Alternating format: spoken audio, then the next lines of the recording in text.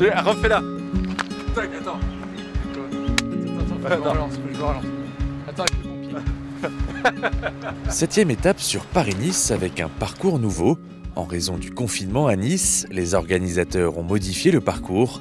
L'étape ne fera que 119 km, soit 45 de moins que prévu. I'm not sure if it's shorter is better always, but it's going to be a really hard day, I think, with a lot of up and downs. But it's racing and it's a good day, I think. Ouais, c'est sûr. Qui dit étape courte dit étape nerveuse, intense. Donc voilà. On va voir comment ça va courir aujourd'hui, sachant qu'en plus on part en bosse, donc il y a de grandes chances que ça parte vraiment très vite d'entrée de jeu. Et ensuite on a une journée assez usante avec plusieurs cols au milieu de la journée et puis l'ascension finale de la Colmiale.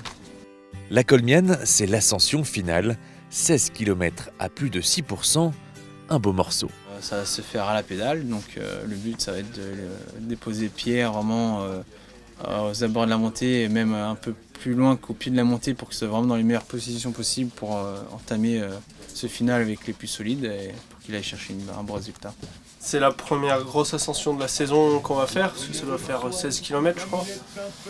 Donc c'est un premier rendez-vous quoi, histoire de voir où on en est sur des vraies longues ascensions quoi, par rapport aux grimpeurs. Aujourd'hui, c'est test PCR dans le bus. Tous les coureurs sont testés plusieurs fois par semaine. C'est pourquoi Chris Lawless est présent aujourd'hui. Oui, c'est une communauté que nous offre ASO et on en profite. Oui, c'est bien agréable, ça évite des déplacements. Parfait. Bien agréable, ça dépend du point de vue, mais c'est un mal nécessaire pour que les courses continuent en toute sécurité, malgré le Covid. I suppose just part of the job now.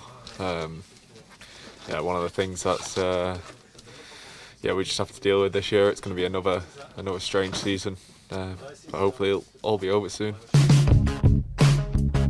Avec la 9e place au classement général de Pierre, le groupe autour de lui a bien fonctionné cette semaine. Aujourd'hui et demain, il va falloir confirmer. Pierre, tu es là où on souhaitait que tu sois pour arriver à ce week-end final de Paris-Nice.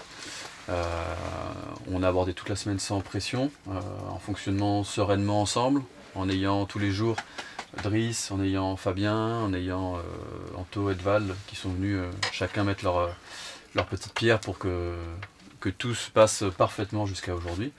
Et on va continuer dans la même dynamique aujourd'hui, avec l'envie de bien faire et de la tranquillité et de la sérénité. Voilà, je pense que c'est vraiment ce qui a marqué le bon fonctionnement de la semaine. Et ce qu'on ne changera surtout pas aujourd'hui.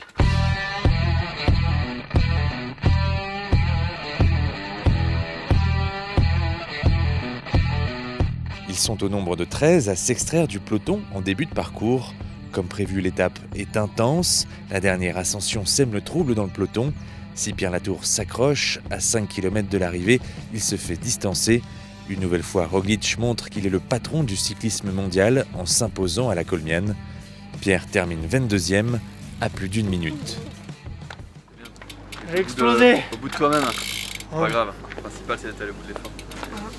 Ouais, les copains m'ont bien placé toute la journée.